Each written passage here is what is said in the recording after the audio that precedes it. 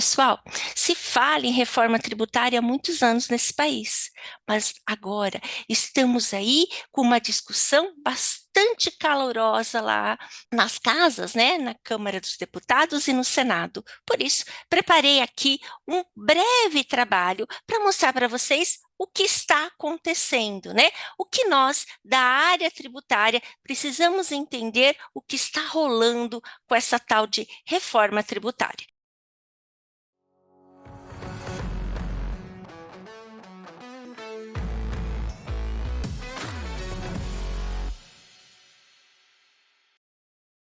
Muito bom, pessoal. Será que agora teremos a reforma tributária? Será que é o momento? Será que finalmente vão se falar em reforma tributária? Pessoal, vejam que interessante. Se você fizer um levantamento, você vai ver que desde a Constituição de 1988 se fala em reforma tributária. Sim, pessoal, praticamente todos os governos seguintes à promulgação da Constituição Federal falavam que precisávamos alterar os tributos sobre consumo. Oh, meu Deus, a Constituição acaba de ser promulgada e já começam a se discutir aí sobre os tributos sobre consumo. Queria um novo modelo de tributação? Muito bom. E aí, pessoal, a gente faz um histórico, voltando lá em 1995, a gente vê que já temos uma PEC lá 175 para que tivéssemos alterações nos tributos incidentes sobre o consumo. E sim, desde lá já se falava num IVA, né? No imposto que seria sobre valor agregado, um imposto único que incidisse sobre o consumo, como são em vários países ao redor do mundo. E aí vem se discutindo aí várias PECs, 2003, 2008, 2015, 2018, 2019, e aí, pessoal, o que que acontece? Se cria aí duas PECs em especial que eu queria chamar a atenção, a 110 de 2019 e a 45 de 2019, trazendo então aí um modelo de tributo, um modelo de IVA que pudesse aí ser muito parecido com outros países, né? E aí, veja, a ideia não surge aí com essas duas PECs, não. São ideias de PECs anteriores que vão sendo aprimoradas, que vão sendo melhoradas aí, até aí essas duas PECs. Muito bom. E o que é PEC, pessoal? PEC é proposta de emenda constitucional. Vamos lá, vamos lembrar. Nós temos aí a Constituição Federal, que é a nossa lei maior, né? É o topo da pirâmide. É na Constituição Federal que devem ser obedecidas regras por toda a sociedade, inclusive, né, por nossos governantes. Mas veja, então, a Constituição Federal, ela tem a sua rigidez. Ou seja, existem na Constituição Federal cláusulas que não são alteradas, que são as cláusulas pétreas, aquelas cláusulas que garantem a segurança jurídica aí para o contribuinte. São aquelas cláusulas que trazem princípios constitucionais, entre eles anterioridade, legalidade, nonagesimal, entre outros. Então, nós temos na Constituição Federal de 1988, aí, cláusulas que não são alteradas, mas podemos ter outras alterações, e essas alterações são feitas através de emenda constitucional. A emenda constitucional, ela tem a finalidade de alterar a Constituição Federal, de alterar o que está escrito lá. Então, é através de uma emenda constitucional, emenda de alterações. Sim, pode ter alterações, por isso que se chama de proposta de emenda constitucional. Por quê? Porque é feito por um relator esta proposta, então, passa pelas casas legislativas, Câmara dos Deputados e Senado Federal.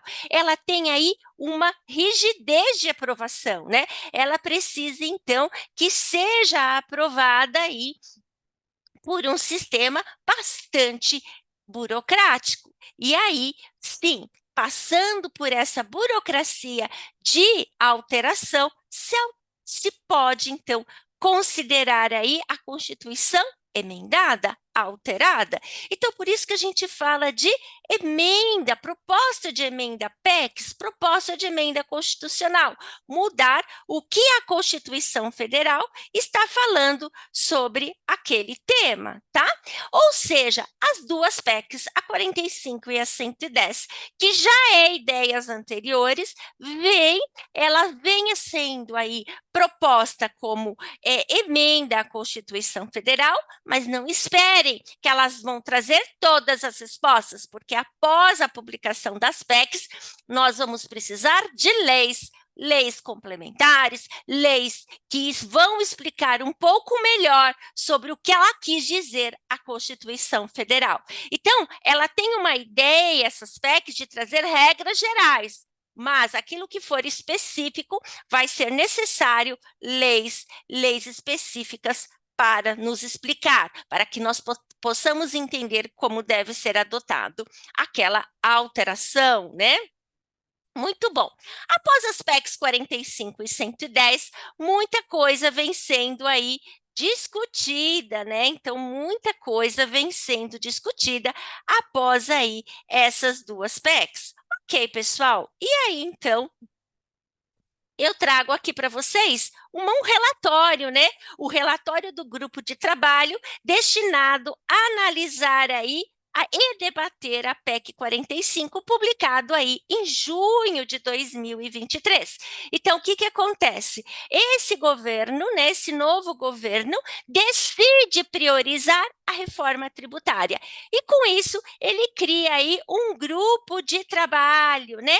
E este grupo de trabalho, a partir de audiências públicas, né, começam, então, aí discutir reforma tributária com a sociedade.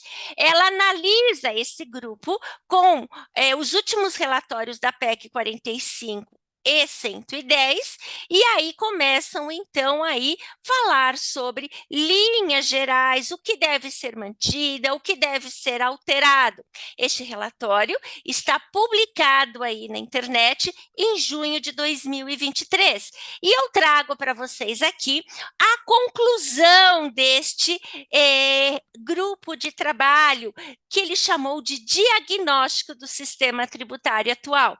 Pessoal, a conclusão nada mais, nada menos do que nós que atuamos na área fiscal já sabemos. O que nós sabemos? A tributação sobre o consumo no Brasil é complexa, disfuncional, ineficiente, desequilibrada e injusta. Sim, pessoal, é tudo isso, né? Então, o que a gente tem? A gente tem hoje, dentro aí do nosso sistema tributário nacional, nós temos, em especial, os tributos sobre o consumo, de uma maneira muito complexa.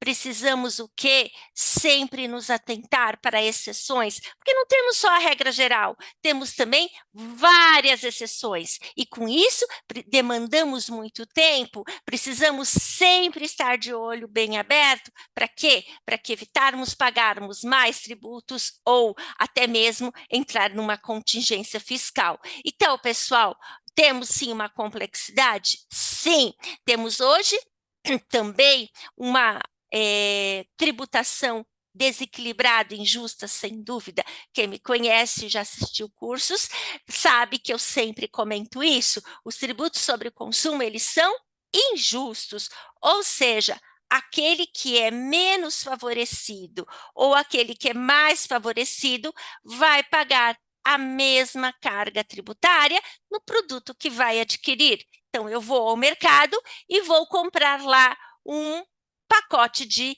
biscoito. Não importa se eu sou bastante rica ou se eu sou muito pobre, eu vou pagar o mesmo preço neste pacote de biscoito. Então, pessoal, injusto, né? Então, veja, hoje, o diagnóstico do sistema tributário aí, com base nesse grupo de trabalho, foi o que a gente já conhece. Complexo, disfuncional, ineficiente, desequilibrado e injusto.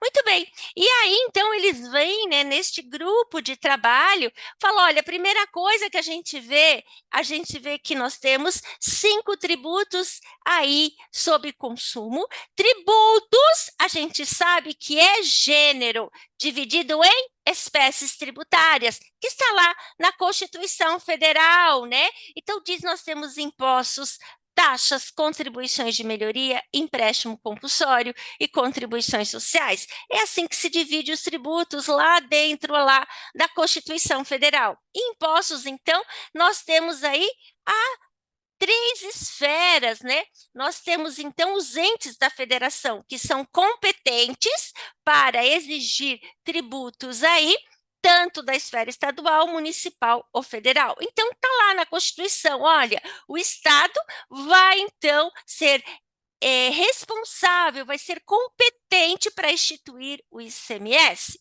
O município vai ser competente para instituir o ISS e a União vai ser competente para instituir o IPI, o PIS e a COFINS. Sabemos que existem mais de 76 espécies tributárias, mas hoje estamos falando só desses tributos que são sobre o consumo, né? E veja então aqui que nós pegaríamos então esses 5 tributos que são esferas diferentes aí e viraríamos aí um único tributo, né? A ideia é bastante ousada, né? Veja então que eles veem então nessas reuniões que eles tiveram, eles falaram, então, que tem esses 3 entes diferentes, acabam tendo conflitos de competência, né? O que quer dizer isso? A gente sabe que existe muito, olha, isso daí eu vou pagar ICMS, eu vou pagar ISS, se tem ISS, eu tenho que pagar IPI, opa, então a gente vê que há um conflito de competências entre os entes, né? A gente sabe que muitas vezes vai lá no Supremo Tribunal Federal, como tivemos o exemplo do software. Software é, então, do município, né? Houve uma mudança de conceito, parte era do ICMS, parte do município, aquele software de prateleira era do Estado, software sob encomenda era do município, até que o STF muda de ideia, é tudo de município. Então, veja, nós temos esses conflitos que acabam tendo aí para quem o contribuinte deve recolher, gera uma insegurança jurídica. Muito bom, nós temos aí regime de tributações diferenciadas, né? Temos o regime de tributação cumulativo, né, como o ISS, prestou o serviço, paga o imposto, não há compensação, né? É um efeito cascata, né? Prestou, pagou, prestou, pagou. Temos também um regime PIS/COFINS cumulativo também, né? Que não há possibilidade de compensação.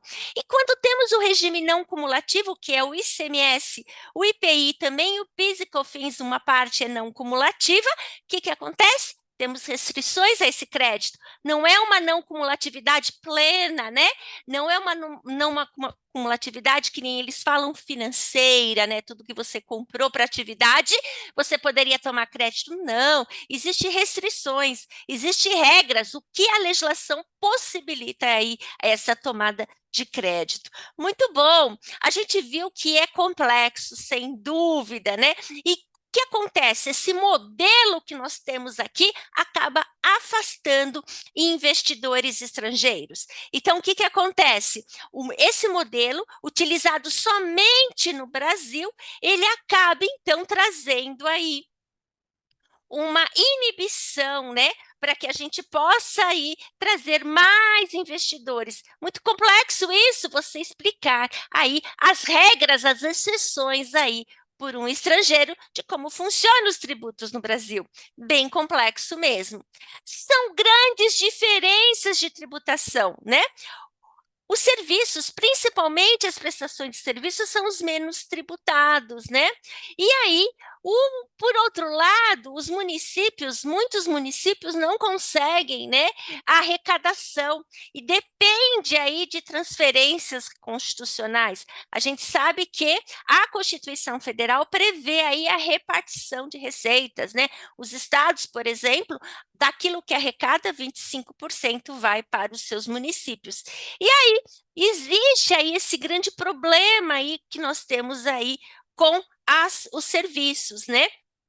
Veja só que eu vi uma entrevista de uma pessoa desse grupo de trabalho dizendo, olha, é um absurdo não se pagar imposto sobre serviços de locação. Locação não se paga imposto. Por quê, né?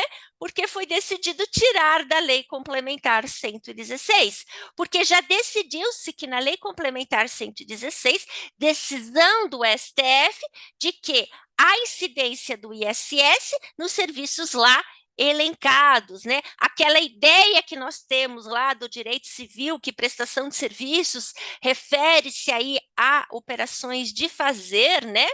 Isso já caiu por terra numa decisão do STF. O que é serviço? O que estiver elencado na Lei Complementar 116. E aí essa pessoa dizia, por que não se paga então ISS sobre locação? Porque não consta na lei, né? Existia na Lei Complementar 116, no Código 301, e foi vetado aí pelo Executivo na época. Então, pessoal, veja que hoje nós precisamos aí de uma mudança de serviços também. Essa foi um dos itens também. Aí, mais uma vez, eles vão dizer que os benefícios acabam aí quando há um benefício, eles não vão ser específicos para o baixa renda. Quando temos aí um benefício fiscal, atinge todos, né? Inclusive os de alta renda. Então, não há aí uma possibilidade de termos aí benefícios que auxiliariam aí aqueles de baixa renda. O IPI, né, o Imposto de Produtos Industrializados, né, também sabemos que o IPI não é só da indústria, né, muita gente tem a ideia de que o IPI é só da indústria, não, o IPI é um imposto sobre produtos industrializados, mas também são os equiparados à indústria, também são contribuintes do IPI, e aí, muitas vezes, aqueles que adquirem o produto, né, e vão revender dentro do mercado nacional, aquele IPI pago vira custo, ele não é recuperável, porque o IPI somente ele incide na saída do estabelecimento industrial, equiparado ao industrial, na primeira saída do estabelecimento industrial e na primeira saída do equiparado à indústria. Então, ele não é um imposto recuperado, por exemplo, para aquele que está comprando da indústria para revenda, ele é custo, né? Então, tem esse problema aí também do IPI, que acaba tendo um custo a mais aí. A não cumulatividade do PIS e COFINS é um caos, de acordo com o governo, né? Por quê? Porque a gente sabe, quem trabalha com PIS e COFINS, que nós temos aí uma base de cálculo para a apuração das contribuições, receita ou faturamento e uma base de cálculo para calcular aí o crédito, né? Então, essa base versus base acaba gerando aí discrepâncias, né? Ou seja, possibilidades de tomada de crédito em etapas que não incidiram ou incidiram com um valor muito menor do que o crédito. Exemplo, né? O cumulativo e o simples, você está num regime não cumulativo do PIS e COFINS, comprou de uma empresa do simples, você vai pegar a base e vai multiplicar por uma alíquota muito maior do que foi pago pela empresa do simples. Exemplo do cumulativo também. Você está no não cumulativo, comprou de um cumulativo, vai usar essa base de crédito e aplicar uma alíquota muito maior do que foi pago na etapa anterior. Então, a não cumulatividade do PIS e COFINS está aí meio que às avessas pelo fisco, porque base versus base, e aí existe aí uma perda aí de arrecadação pelo próprio fisco. Muito bem, pessoal, e o que fala dessa reforma tributária? Então, nós estamos falando aqui em duas propostas, né? A primeira, então, é essa reforma tributária que a gente está chamando de comissão mista, né? Esta reforma tributária, ela trata, então, sobre tributo sobre o consumo único tributo. né?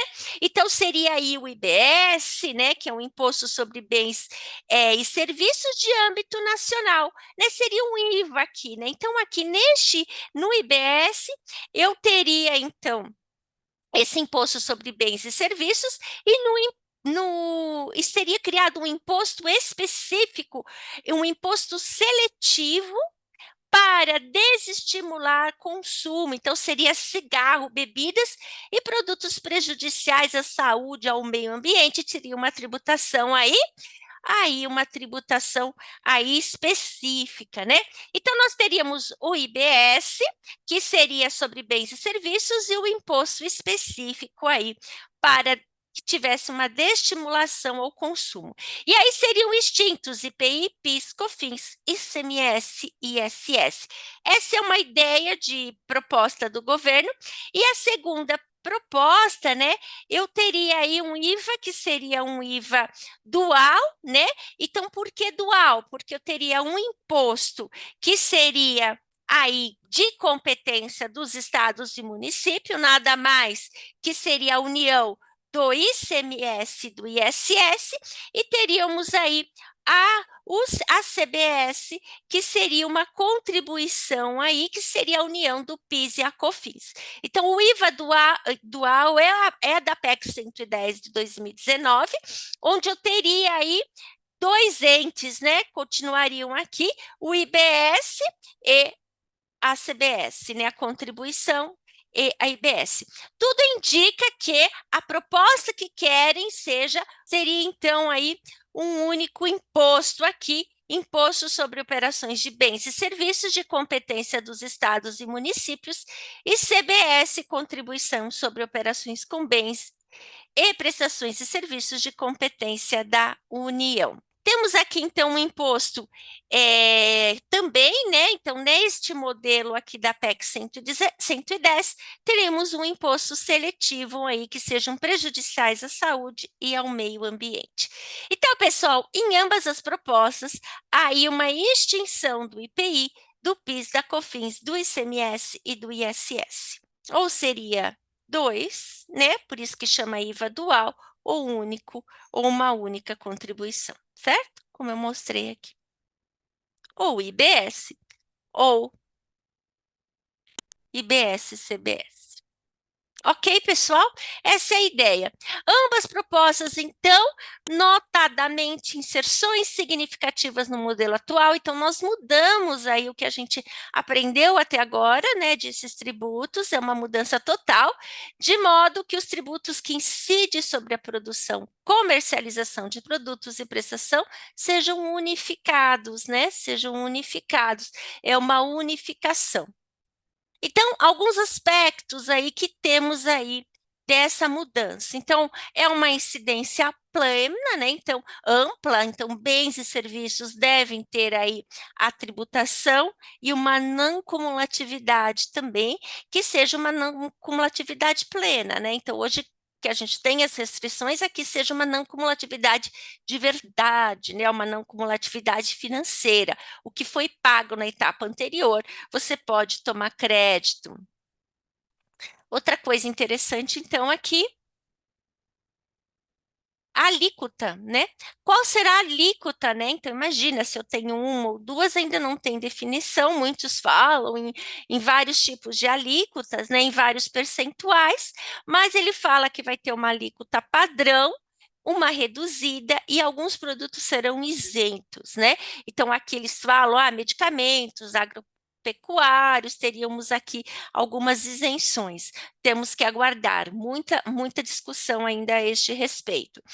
Criação de um cashback, né? Então, eles trazem essa ideia, né? Ou seja, devolver para aquele público de baixa renda, para aquela sociedade, população de baixa renda, aí um valor de impostos, né? O tema, então, é discutido, a gente vai ver isso muito tempo depois, mas se fala agora. Se tiver, a gente vai ter que esperar a lei complementar. Continua a Zona Franca, né, e Simples Nacional, e a desoneração das exportações com manutenção do crédito. Isso não vai ser mudado, tá?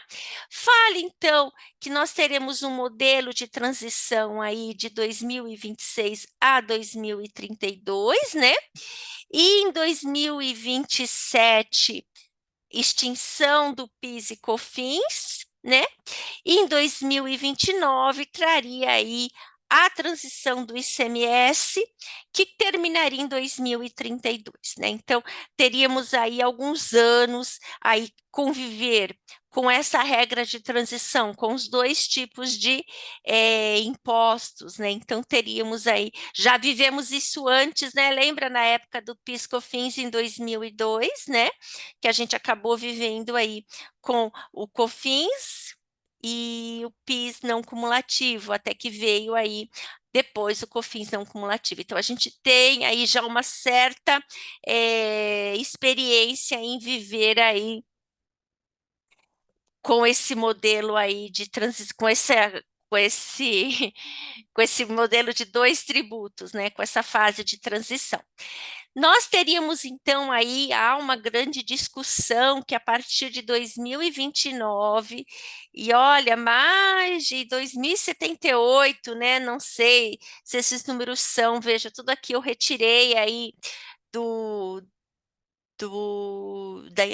de discussões que vem sendo feita, mas era para que pudesse, né, então mais de 50 anos, que pudesse então ser o ICMS não ser devido para o estado de origem e sim no destino. Hoje, a Lei Complementar 87/96, ela diz que o imposto ele é no origem, onde nasce o fato gerador. Artigo 11 diz, olha, o imposto será devido no local onde for onde estiver nascido o fato gerador, onde tem o fato gerador. Então, é sempre no início, né? Porque o fato gerador é na saída do estabelecimento, então é no início, está lá no artigo 11. E aqui, então, diz que teríamos aí o princípio do destino, né? Que o imposto seria por destino. Então, isso seria no final do período de transição, né? Seria feito, então, no município ou no estado onde ocorrer o consumo do bem ou do serviço. Pessoal, tudo isso aqui, então, são discussões que vão ser que estão sendo aí feitas, né? A gente não sabe exatamente como vai ficar. Também falo em mudanças de PVA, IPTU e TCMD sobre patrimônios, né? Então, hoje, o IPVA, ele seria, então, um imposto que teria aí, uma incidência sobre outros tipos de veículos, o IPTU seria por decretos publicados pelo fisco, aí de acordo com o valor do imóvel. Enfim, pessoal, tem aí discussões também de mudanças de tributação sobre esses impostos, né? Teria, então, também, vem sendo discutido fundos de compensação.